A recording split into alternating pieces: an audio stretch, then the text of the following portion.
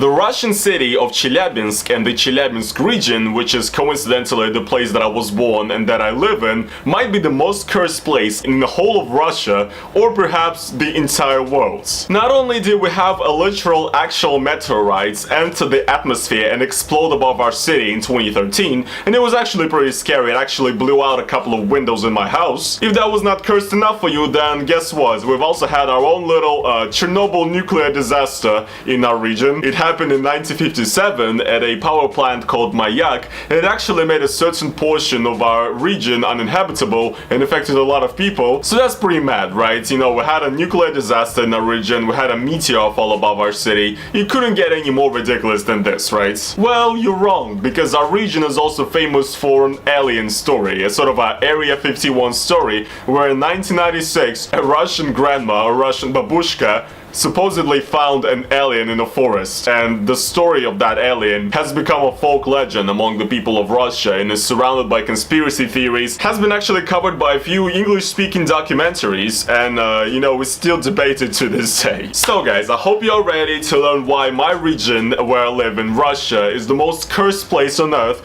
because today we're going to be talking about Alyoshenka, the Russian humanoid alien that changed the world.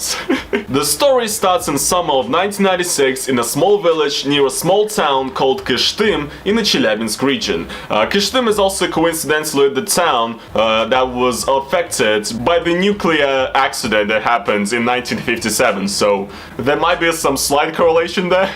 But yeah, so basically the story goes as follows. A Russian grandma, a Russian babushka named Tamara Vasilievna Prasvirina, this is the only picture of her that exists, so pretty cursed already, I would say. Tamara was a lonely elderly woman that lived alone. The story actually says that her son was in jail for stealing pelmeni from a restaurant. I'm not even joking, that's what the official story says.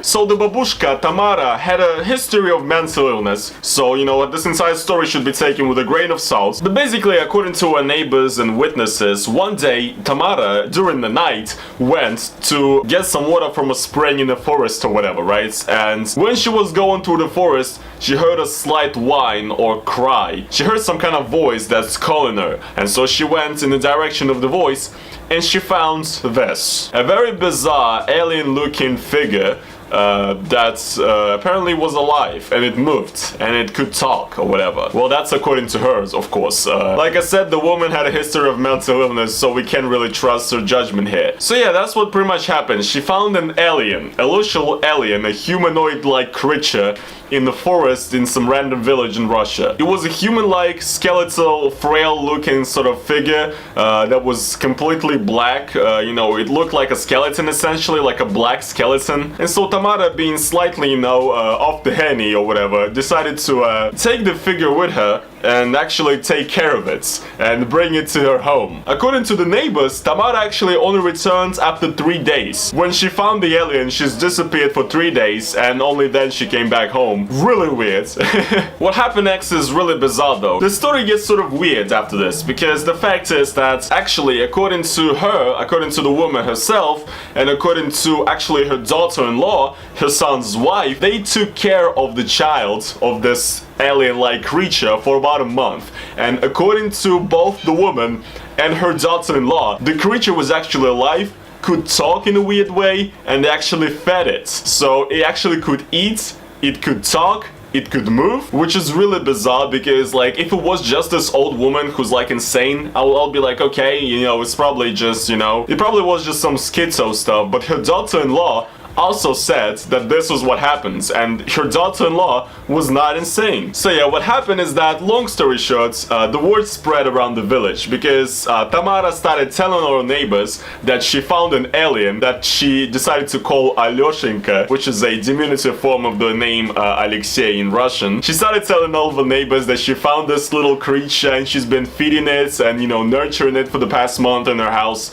And some neighbors decided that it's time to call the It's time to call the doctors on this one. So long story short, the doctors arrived and considered the woman to be mentally insane and basically locked her up in a psychiatric ward in an asylum. And the humanoid creature was left alone to basically die. Well, if it was ever alive to begin with. According to Tamara's daughter-in-law, once again, she actually arrived to the scene 3 days later to her house and she found the creature dead. What happened next is that afterwards, the alien was actually passed over to the police, to a certain police officer who decided to sort of take on and see his sort of own investigation about the nature of this creature. Thing is though, they didn't have really any good opportunities to contact actual scientists or actual research labs or anything like that. I don't know why, but it just feels like nobody cared that much, to be honest with you, in this situation, even though it's a really interesting sort of really interesting occurrence, you know. But then the story gets even more ridiculous because the police officer that actually got custody of the body of this alien decided to pass it over to a scientist so that he could undertake some sort of investigation on it, and this is what happens. On the journey back to the lab, his assistant sees flashing lights in the sky. A craft swoops down and blocks the way. Его везли, группа обнаружения, то появились, как говорится, неопознанный летающий объект, и они забрали сущностную основу. Прямо по дороге.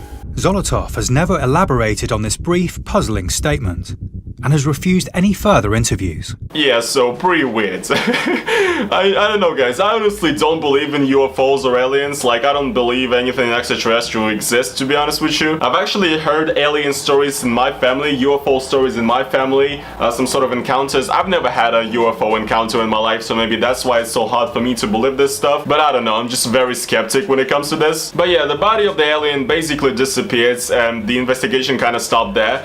You know, there's a lot of conspiracy theories on the internet right now, whether it was a real alien and that the government is hiding something from us. There's been a bunch of theories. For example, a lot of research labs, a lot of scientists in Russia have actually come out since the story became big, and they've commented that this was probably just a body of a child, the remains of a child that died, you know, during a miscarriage, and for some reason the body of this child was in a forest somewhere. And the bizarre shape and look of the body was, you know, could be explained by the fact that it was just a child with some development issues, some sort of anomalies in its development. So largely most of the scientific community thinks that this was just a human child that was just dead, and then this woman and that her daughter-in-law are basically insane and out there pretending that they ever fed this alien creature and that it was actually alive. However, there is more to this story. Once again, it's not that simple because actually one Russian journalist decided to use the cloth that the child or alien was laid on and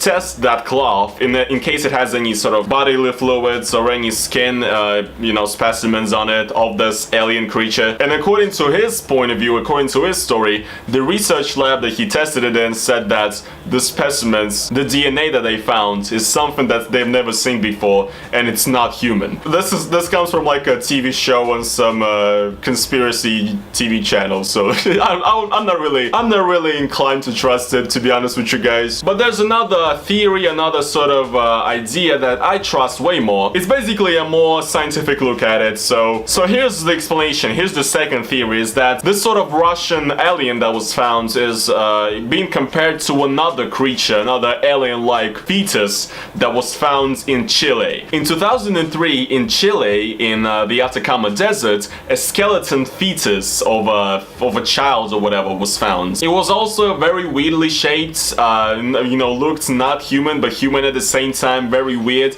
and a lot of people claim that it was like an extraterrestrial creature, an alien, and a lot of people claim that it's not. And so ultimately the mystery was solved in 2018 when the Stanford University actually tested DNA examples, DNA specimens of this Chilean humanoid creature, and what they found is that it's just a fetus, as you know, as a result of a miscarriage basically, and that it contained human DNA. So it's not an alien. Basically, people compare it to this Russian fetus-like alien creature as well. The fact is just that it was just a skeleton of a child that, you know, died because of a miscarriage and just was left in some random place estranged and was just laying there. And it's not really an alien or anything like that. But I don't know, man. There's just something about the story. I believe this. I believe this theory, but there's still something about it. Like, I just can't understand why. Her daughter-in-law still claims that it was actually alive. If it was just some demented thoughts of an old woman that, you know, was just alone with this baby, and, you know, because she was lonely, she maybe had some sort of a switch was flipped in her head and she thought it was alive.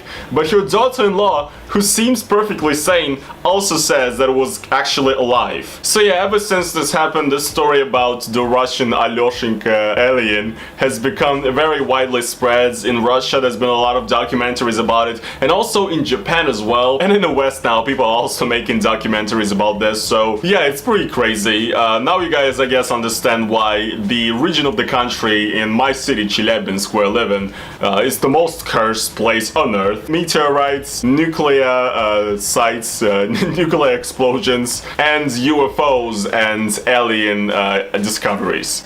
That's what's going down, guys.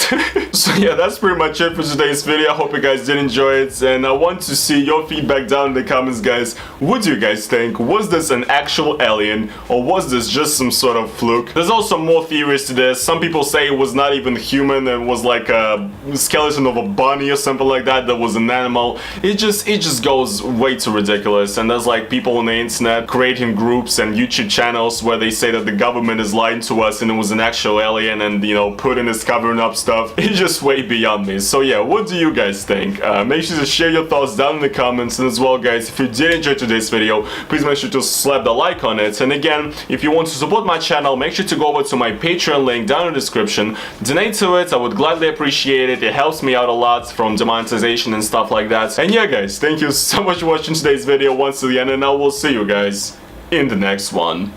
Peace.